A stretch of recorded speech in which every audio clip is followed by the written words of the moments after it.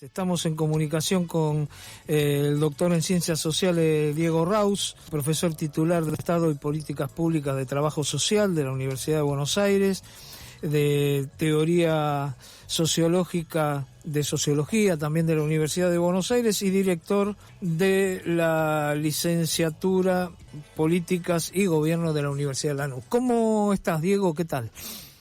¿Qué tal? ¿Cómo están? ¿Cómo andan? ¿Qué dicen? Bien, gracias por atendernos, No, por favor. Bueno, yo trataba al comienzo de hablar un poco sobre el tema de las elecciones y un poco lo que puede pasar hacia adelante, pero me parecía que teníamos que tener una opinión autorizada y siempre tratamos de consultarte a vos. ¿Cómo viste esto? Porque se dieron algunas cosas que yo estaba viendo, voto en blanco fuerte en la provincia, mucho ausentismo, mucha gente que de a 1%, casi un 10% que votó a partidos chiquitos, otro 10% que... Es decir, como que hubo muchas cosas por fuera de Kicillof y de Milei. ¿Ustedes ven lo mismo o ven otra cosa en estas elecciones? No, a ver, era una elección polarizada, ¿no? Absolutamente polarizada, así se planteó entre Milei y Kicillof, el kirchnerismo, el peronismo, etcétera, y básicamente a favor o en contra del gobierno, ¿no? Esa es la polarización primera que se jugó en esta elección. Sí. Creo que eso motivó un poco más el voto que lo que se esperaba una abstención, no nos olvidemos que si bien esto estaba enfocado al 26 de octubre, es una elección provincial y municipal, ¿no? Pero bueno, se esperaba un voto, una votación un poco más baja, y sin embargo se llegó al 63%, un poquito abajo de la media, el promedio en general, que está entre el 75 y el 80%, pero reitero, más de lo que se esperaba.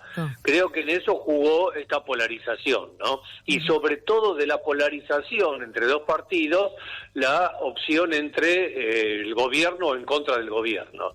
Y en ese sentido, ahí se movió un poco más de lo esperado el voto antigobierno o el voto descontento con el gobierno. Por eso se dio la diferencia muy grande entre el peronismo, digamos, y el gobierno, ¿no? Es decir, 13 puntos de diferencia, es mucho más de lo que se esperaba, incluso en las encuestas más optimistas a favor del gobierno a favor de Kicillof daban esa diferencia. Así que creo que se jugó, se movió más la gente de lo esperado y se movió más el voto descontento con el gobierno. Es decir, para vos, las elecciones, ¿las ganó Kicillof o las perdió Milei? En esto, digamos que esto lo impuso Milei, él fue el que fue y dijo, el propio Kicillof lo dijo después, ¿no? Él dijo, se juega el gobierno, es decir, él fue el que las polarizó, las hizo nacionales, cuando, como vos bien decías, eran elecciones legislativas, ¿no? Pero ¿quién las gana Kicillof o las pierde Milei? Bueno, obviamente no es tanto ni uno ni lo otro. Es cierto que el gobierno, que hace un mes y medio venía tranquilo, estas elecciones se ganan fáciles y octubre también, ahí se va a consolidar un gobierno y una fuerza política nueva en estas elecciones intermedias, venía con ese impulso, ¿no? Un impulso que las 3 últimas semanas empezó a menguar, el último discurso de Milei habló allá de empate técnico, ¿no? Pero bueno, el impulso lo puso el gobierno. Lo jugó como un partido en el que se definía la fortaleza definitiva de esta fuerza política. Así que, en cierta forma, sí, lo pierde más el gobierno nacional que es lo que gana Kicillof, ¿no? Es más, yo creo que Kicillof gana más de los pensados gracias a esa polarización que planteó el gobierno nacional. Una cosa, viendo este panorama, yo veía el panorama por fuera de estas dos fuerzas, ¿no? Veía el 10% de votos entre Somos y la izquierda y el 10% de votos repartidos en el 1,3, 1,2, 1, eso ahí se fue un 10%, 9,8. Y un casi 6 y pico en algunos lugares de voto en blanco, ese 26%. ¿Vos pensás que eso puede servir, y más la gente que no fue a votar, que decidió no ir a votar, que ahí tenés otro porcentaje, que ahí puede generarse una nueva alternativa? Yo llamo la alternativa a los populismos, ¿no? Al peronismo y al mileísmo. ¿O esto sigue igual? Es decir, o se repite, o pensás que se sigue repitiendo lo de siempre. Va mal el gobierno de Cristina, todo contra Cristina con Macri. Va mal el gobierno de Macri, todo con Alberto contra Macri. Va mal con el gobierno de Alberto, todo con Milei contra... ¿Se sigue en este esquema? ¿Cómo la ves vos? Y la elección de octubre va a seguir teniendo un poco esta tónica polarizante.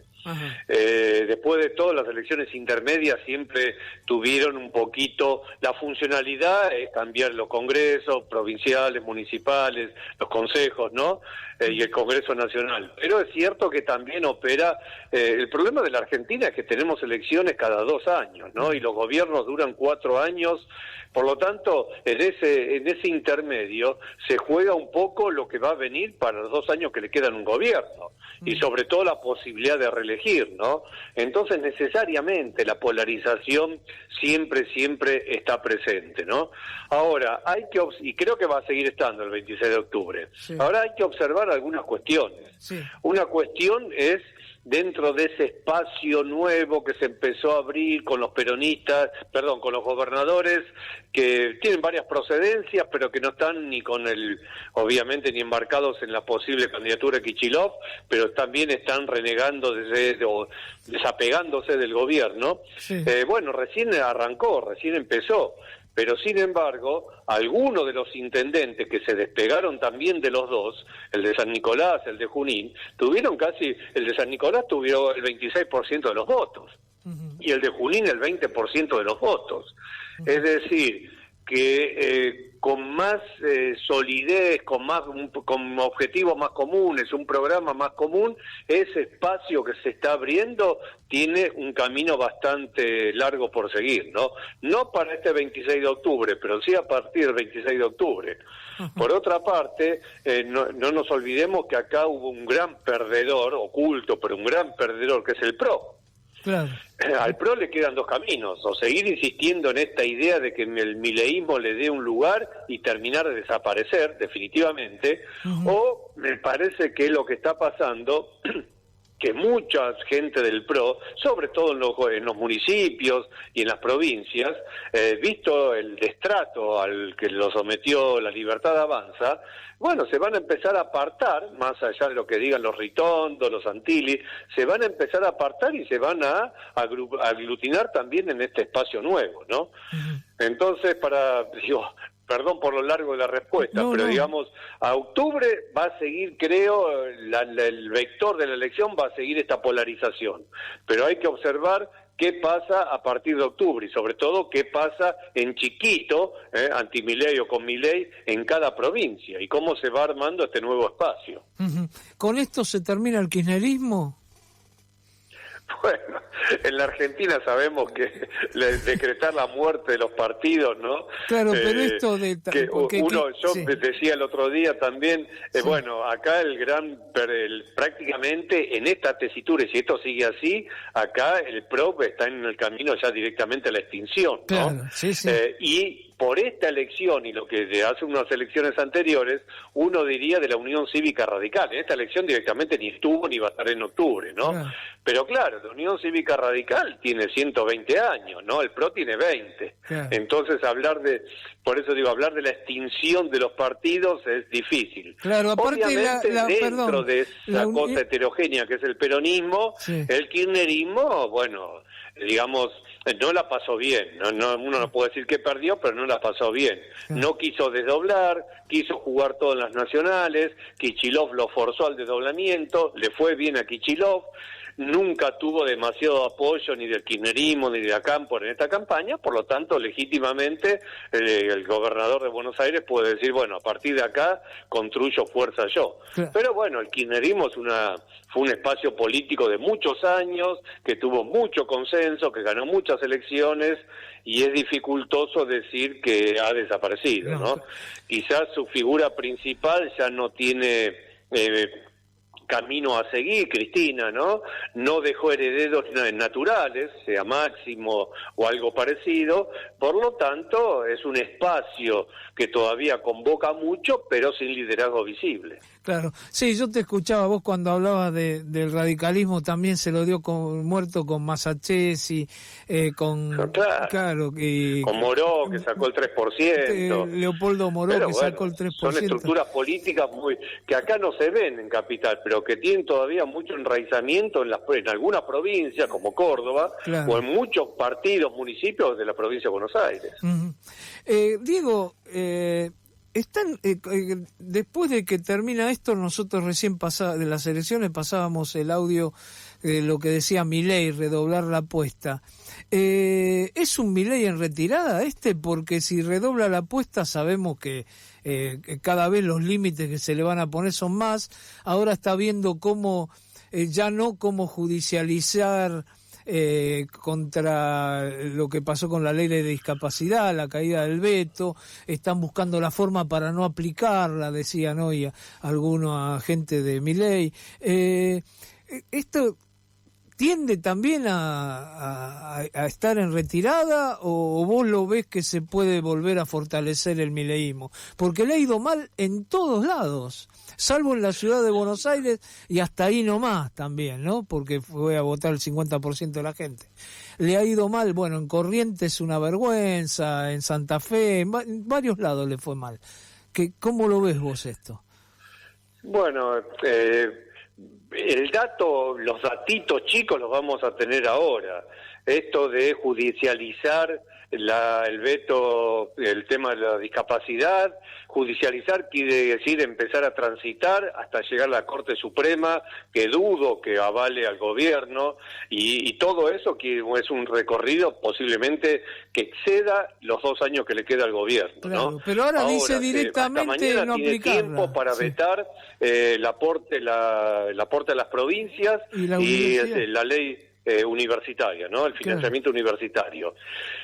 Si lo veta, como datitos chiquitos por ahora, sí, si veta esos 12 proyectos, quiere decir que es el Milei de siempre, ¿no? Si no los vetara y los dejara correr, porque seguramente otra vez va a perder en el Congreso, es decir, le van a levantar el veto, bueno, quiere decir que algo están, por decirlo así, recapacitando, ¿no? Ahora, en términos generales, de acuerdo a la pregunta, yo estaba precisamente terminando de escribir un artículo que envié a un portal latinoamericano, que se me ocurrió pensar esto, ¿no? El destino, o sea, de estos nuevos gobiernos que andan dando vuelta por el mundo y que se llaman los outsiders políticos, ¿no? Los liderazgos que vienen de afuera de la política sorprenden, ganan elecciones, dan vuelta a las cosas, ¿no? Ese es algo que está bastante analizado, no solo en los medios académicos, sino en los medios de comunicación, ¿no? Los outsiders. Ahora bien, lo que estaba escribiendo yo es esto, entre comillas, muy entre comillas, hay que ver que hay buenos outsiders y malos outsiders, ¿sí? El buen outsider es aquel que viene de fuera del sistema político, gana elecciones, tiene un margen de maniobra muy alto para cambiar las cosas y va probando hasta dónde llega, qué puede hacer, qué no puede hacer, qué necesidad hay de construir alianzas, incluso con el viejo sistema político que siempre denostaron, cómo le va en cada momento, ¿no? Y para mí están los malos outsiders que nacieron así de un repollo, les fue bien, tienen mucho consenso, avanzaron pateando puertas por todos lados, y al primer freno que se le pone, en vez de recalcular, repensar, empezar a conversar de nuevo, redoblan la apuesta. Claro.